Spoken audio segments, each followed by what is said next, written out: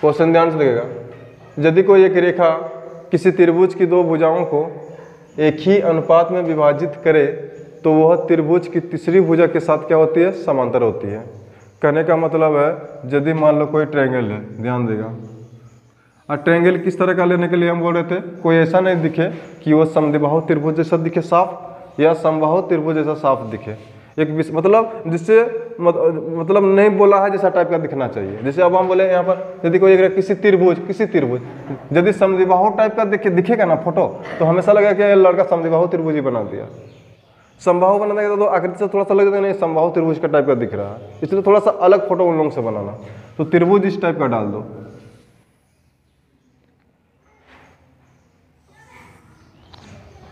इस टाइप का, ठीक समझेगा इस थ्योरम में भी।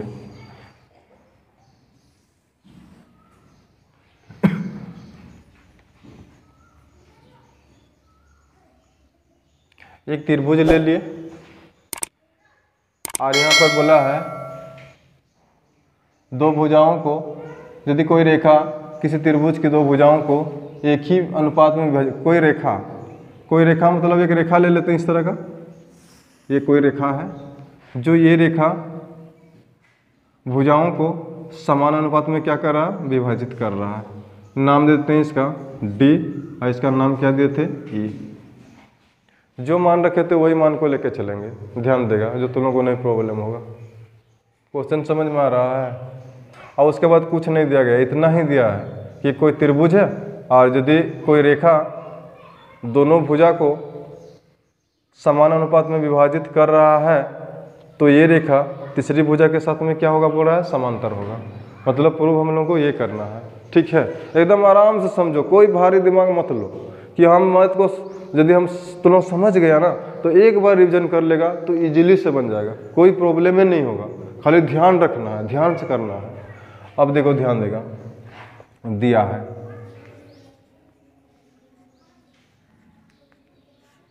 दिया है मैं हम लोग क्या लिख सकते हैं, ए बी सी एक त्रिभुज है जिसमें बोलो क्या दिया गया है, जिसमें क्या दिया गया है, बोल रहा है कि यदि एक रेखा खींचेंगे तो दोनों भुजाओं को क्या करेगा, वो समान अनुपात में विभाजित करेगा, ये बोल रहा है ना, ठीक है। तो हम लोग को दिया गया ए बी सी एक त्रिभुज है जिसमें हम लिख सकते हैं ए डी बाय क्या हो जाएगा, बोलो D B equal A E by A E by क्या हो जाएगा, ई सी। ये बोलो, इतना दूर हम लोगों को कंफर्म दिया गया है। यहाँ तक किसी को प्रॉब्लम है? क्वेश्चन पढ़ने से ये चीज़ आना चाहिए। देखो कोई लड़का क्वेश्चन के ऊपर में भी प्रॉब्लम करता है कि क्वेश्चन को कोई समझने की कोशिश करता ही नहीं है, बस 6.2 थ्योरम है तो इसका फोटो इससे बनता है, माइंड में ऐसे ही रख लेता है, तो ये दिक्कत कर देता है। तो यहाँ तो क्वेश्चन साफ कह रहा है, यदि कोई एक रेखा किसी त्रिभुज की दो भुजाओं को एक ही अनुपात में विभाजित करे, यहाँ तक बोला है विभाजित करे, तो वह त्रिभुज की तीसरी भुजा के साथ क्या होती है, समांतर होती है। ऐसे में प्रूफ करने के लिए बोल रहा है, तो सिद्ध करना है कि ध्यान देगा, तो सिद्ध करना है कि क्या हो जाएगा, ऐसे में ये रेखा जो है त्रिभुज के तीसरी भुजा के साथ में क्या होता है, बोल रहा है समांतर होता है। तो हम लोगों को सीधे प्रूफ करना है डी समांतर क्या होगा, बी सी। डी समांतर क्या हो जाएगा, बी सी। इतना तो कंफर्म लग रहा है, डी समांतर क्या हो जाएगा, बी सी। यहाँ तक किसी को नहीं प्रॉब्लम होना चाहिए, ठीक है मंडल? बोलो यहाँ तक प्रॉब्लम है? जब भी बनाओ बोलेंगे यहाँ तक तो आँख मूंद के लिखना है, इस समय तो सोचना ही नहीं है। अब देखिएगा रचना अब हम लोग क्या लेते हैं, रचना या बनावट, यही लेते हैं ना, रचना या बनावट लेते हैं। रचना में हम क्या बोले थे, देखो यहाँ पर गौर करेगा। अच्छा ये भुजा दिया है में समांतर नहीं है, दिया है में समांतर है नहीं है, वो खाली बोल रहा है कि ये रेखा जो है ना, इधर का भुजा और इधर का भुजा को समान अनुपात में विभाजित कर रहा है, ये बोल रहा है। तो यहाँ हम लिख दिए हैं साफ, ये विभाजित कर रहा बोला तो हम लिख दिए, लेकिन नहीं बोल रहा है कि समांतर है दिया में, ये है। लेकिन सिद्ध करो ऐसे में बोल रहा है, यदि ये दो भुजाओं को समान अनुपात में विभाजित कर रहा है ये रेखा, तो ऐसे में ये रेखा और ये भुजा क्या होगा, बोल रहा है समांतर होगा। ठीक, यहाँ तक। तो रचना में हम लोग क्या करेंगे बोलो। अब तक हम लोगों को पता है कि ये रेखा इसके साथ में समांतर नहीं है, नहीं है, बिल्कुल नहीं है। इतना गौर कर रहा है ना, ये समांतर नहीं है। तो हम लोग क्या करेंगे, एक ऐसा रेखा लेंगे जो इस भुजा के साथ में क्या होगा, समांतर होगा। ये ख्याल रख लेना है। अब समांतर नहीं है तो हम एक ऐसा रेखा लेंगे कि इस भुजा के साथ में क्या हो जाएगा, हम लोग का समांतर हो जाएगा। अब ध्यान देगा, तो हम इस तरह का ले लिए, ये रेखा ले लिए, जो मान लो ये रेखा इस भुजा के साथ में क्या है, समांतर है। हम मान लिए कंफर्म। यहाँ तक में किसी को प्रॉब्लम है मानने वाला में, हम मान सकते हैं कि नहीं। जब ये समांतर नहीं है तो हम एक ऐसा रेखा ले रहे हैं जो इस भुजा के साथ में क्या है, समांतर है। मतलब DEAD जो है BC के क्या होगा, समांतर होगा। ये कहाँ से मिल जाएगा हम लोगों को, रचना से, क्योंकि हम मान लिए, लिख भी देंगे, ध्यान देगा।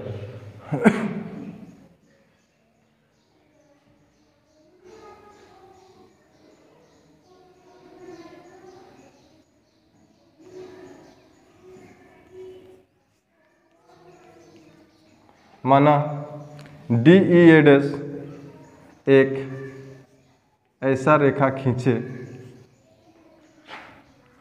ऐसा रेखा खींचा गया, लिखो खींचा गया, जो क्या होगा बोलो, BC के समांतर होगा। इतना एकदम कंफर्म है कि माना DEAD एक ऐसा रेखा खींचा गया जो BC के क्या है, समांतर है, जो BC के समांतर है।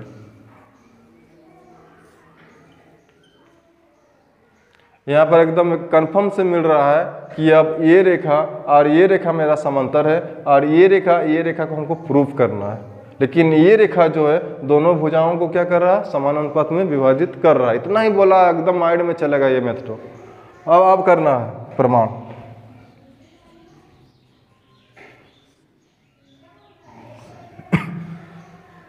प्रमाण में क्या लिए थे, देखो, यदि प्रमाण में इसको ये ख्याल रखना है, अब हम लोग लेंगे तो कोई चीज़ मिलना चाहिए। दिया में तो ये चीज़ मिलेगा ही मिलेगा, दिया में तो ये चीज़ एक ठो मिलेगा ही मिलेगा। और एक चीज़ देखो, यदि हम रचना में हम मान लिए कि DEAD यदि BC के समांतर है, DEAD यदि BC के समांतर है, तो 6.1 थ्योरम से हम लोगों को मिलता है, ये चीज़ मिलता है। ध्यान देगा, यदि कोई त्रिभुज है और एक लाइन रहता है, जो ये लाइन इसके समांतर होगा, तो समान अनुपात में क्या करता है, विभाजित करता है। ये 6.1 थ्योरम कहता है ना, तो 6.1 थ्योरम यहाँ पर यदि लागू कर देंगे इस भुजा के साथ में, ये समांतर है तब, तो हम लोगों का वैल्यू क्या मिलेगा बोलो, DEAD समांतर क्या है हम लोगों का, BC, ये BC है, DE समांतर क्या है हम लोगों का, BC। और ये कहाँ से मिल रहा है बोलो, दिया है से, नहीं रचना से। कहाँ से मिल रहा है, रचना से। अच्छा बोलो, यहाँ तक सबको समझ में आ रहा, समझ में आ रहा फिर इसको भी नहीं तो बनाने देंगे तो नहीं सकेगा। लड़के लोगों को समझ में आ रही, किसी में भी डाउट होता ना उसको कर लो। मेरा कहने का मतलब है, यदि हम लोग 2 बार रिविजन कर लेंगे ना तो ये बन ही जाना चाहिए। हार्ड नहीं है जी, 10th क्लास के लेवल में ऐसा बिल्कुल हार्ड नहीं है, बन जाना चाहिए। इसीलिए कल थोड़ा सा गौर नहीं करता, थोड़ा सा ध्यान नहीं देता कि ये बहुत बड़ा है, बनाते बनाते तुम लोग इग्नोर कर देता है, बड़ा है बोल के। स्टार्ट तो ठीक ध्यान देता है, लास्ट में क्या करता है, ध्यान को इग्नोर, इधर उधर कर देता है। और इससे हम लोग क्या करते हैं, मैथ को प्रूव कर नहीं पाते हैं। ठीक, ध्यान देगा, यहाँ तक किसी को नहीं प्रॉब्लम होना चाहिए। यदि DEAD समांतर BC है तो अब हमको मिल जाएगा, कंफर्म से बोलो, DEAD BC के समांतर है, तो हम लोग को 6.1 थ्योरम से मिलेगा AD बाई क्या मिलेगा, DB। और क्या मिलेगा, AEAD बाई क्या मिलेगा, EAD C। ये मिलेगा कि नहीं बोलो, मिलेगा। तो हम लिख देते हैं नीचे में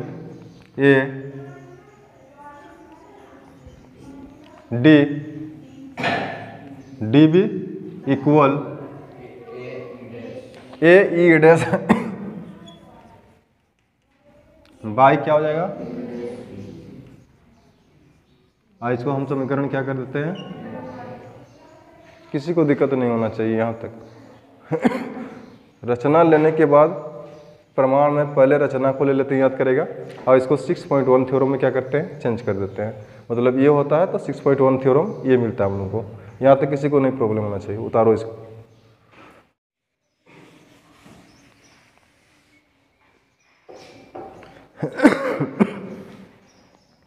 ये समीकरण एक मिल गया, लेकिन देखो हम लोगों को दिया गया था,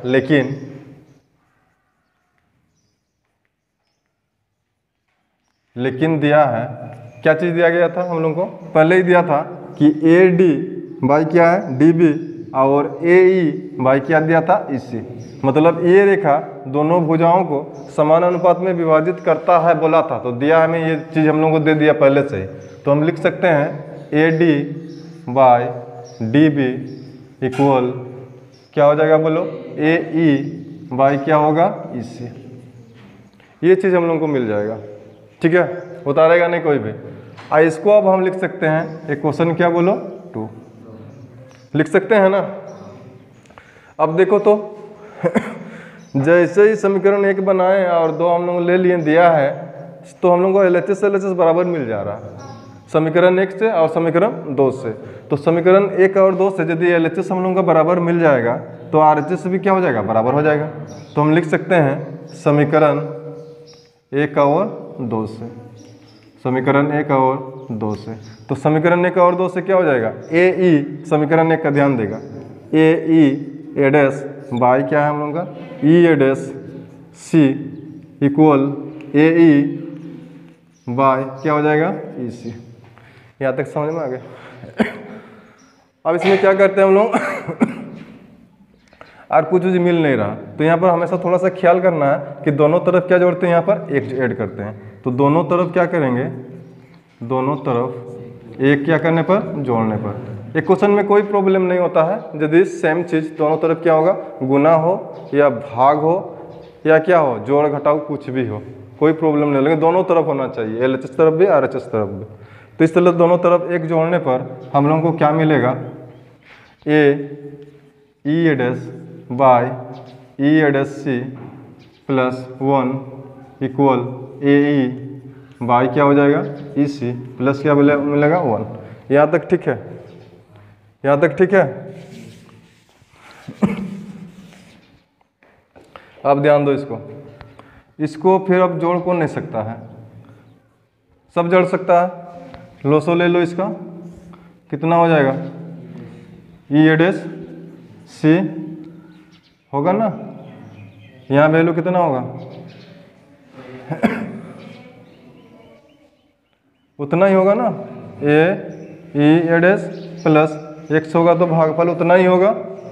तो यहाँ पर क्या हो जाएगा ई ए डैश सी इक्वल इधर क्या हो जाएगा ई सी, इधर भी लोसो कितना होगा ई सी होगा, और यहाँ पर कितना हो जाएगा ए ई प्लस कितना हो जाएगा ई सी होगा ना। लोसो लेके कर दिए हैं भिन्न का जोड़ में।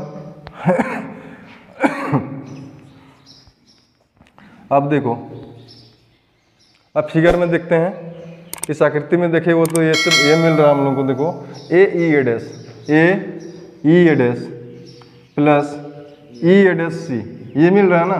तो ए E A dash plus E A dash सी जो वैल्यू होगा हम लोग को क्या मिल जाएगा, ए सी मिलेगा ना।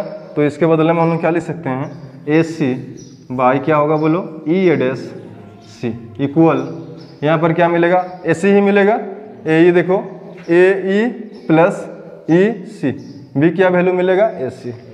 तो यहाँ पर हम लोग का मिल जाएगा ए सी बाई क्या मिलेगा ई सी, ए सी बाई क्या मिल जाएगा ई सी। अब इसमें देखो यदि ये क्वेश्चन इस तरह का दिख रहा है, इक्वल दिख रहा है और ऊपर ऊपर बराबर है, तो नीचे नीचे भी क्या होगा बराबर होगा। क्या बन गया था हम लोगों का ए सी, इसको जोड़ेंगे तो आकृति से क्या मिलेगा ए सी बाई क्या मिलेगा ई ए डैश सी ये मिलेगा, और इधर इक्वल क्या मिल जाएगा हम लोगों का, इधर भी ए ई प्लस ई सी क्या बनेगा ए सी बाई क्या बनेगा ई सी। यहाँ तक ठीक सबको समझ में आ जाना चाहिए। अब बोलेगा यदि ये क्वेश्चन ऐसे दिख रहा है तो हम बोले थे ऊपर ऊपर यदि कोई भी चीज़ बराबर दिख रहा है और दोनों इक्वेशन बराबर का बात कर रहा है तो नीचे नीचे भी क्या होगा बराबर होगा। यानी कि हम लिख सकते हैं, इसलिए ई ए डैश सी इक्वल क्या हो जाएगा बोलो, ई सी। ये होगा कि नहीं, ये हो जाएगा। इतना दूर समझ में आ रहा है? अरे कोई एक क्वेश्चन बराबर है और ऊपर ऊपर बराबर दिख रहा है तो नीचे नीचे तो बराबर ही होगा, बराबर ही होता हम लोग जानते हैं, तभी ये क्वेश्चन दोनों क्या होगा, बराबर होगा। तो ई ए डैश सी इक्वल क्या बन जाएगा हम लोग का, ई सी। तो आप देखो आकृति में फिर से देखो, ई ए डैश सी इक्वल ई सी दिख रहा है, तो यहाँ पर फोटो में ये मेन है। ई A dash C, E A dash सी कौन सा दिख रहा है, ई ए डैश यहाँ से यहाँ तक का वैल्यू, ई ए डैश सी यहाँ से यहाँ तक का वैल्यू किसके बराबर है बोल रहा है, ई सी के बराबर है बोल रहा है। और आकृति में ये नहीं दिख रहा है, ये बिल्कुल बराबर नहीं दिख रहा है, यहीं पर समझना है। हम बोलेंगे यहाँ से यहाँ 5 होगा, तो क्या यहाँ से यहाँ पॉइंट भी 5 होगा का, दिख रहा का, हल्का सा बड़ा दिख रहा कि नहीं? तो ऐसे आकृति से क्या लग रहा है, एकदम भिन्न भिन्न अलग अलग वैल्यू निकलेगा।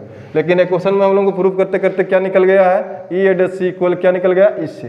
तो इसी चीज़ को हम लोग लिखेंगे, ये तभी संभव, क्या लिए इसको हम तो बनावट में लिए थे ना, तो इसीलिए ये रेखा को हम गलत जगह खींच दिए। कहने का मतलब है इस रेखा को कहाँ पर लेना चाहिए, हमको यहीं पर लेना चाहिए, ये बता रहा, तभी ये और ये वैल्यू क्या होगा हम लोग का, बराबर होगा। तो इसीलिए इसको हम लोग लिख सकते हैं, ई ए डैश सी इक्वल यदि इसी निकल गया तो ये तभी संभव होगा, यह तभी संभव होगा जब ई ए डैश पॉइंट कहाँ पर होना चाहिए, ई पॉइंट पर, ई ए डैश जो है ई बिंदु पर होना चाहिए। ये तभी संभव होगा जब ई ए डैश ई बिंदु पर होगा। ये बात समझ में आ रहा है? और यदि यहाँ तक समझ में आ गया, ध्यान देगा, यदि ये बिंदु अब यहाँ पर आएगा तभी जगह संभव होगा, तो हम लोग पहले ही जान गए कि ये भुजा इसके साथ में समांतर होगा, रचना से ये भुजा इसके साथ में समांतर होगा, और ये पॉइंट अब यहाँ आ गया है, तो ऐसे में तो डी और बी सी भी क्या होगा, समांतर होगा। तो इसलिए हम सीधे लिख सकते हैं यहाँ पर डी ई समांतर हम लोगों का क्या हो जाएगा, बी सी मिलेगा ना। तो इसलिए हम लिख सकते हैं यहाँ पर, ध्यान देगा, डी ई समांतर क्या मिल जाएगा हम लोगों का, बी सी। यही क्या करना था बोलो, सिद्ध करना था। अच्छा थ्योरम है, एकदम आसान है, यही सिद्ध करना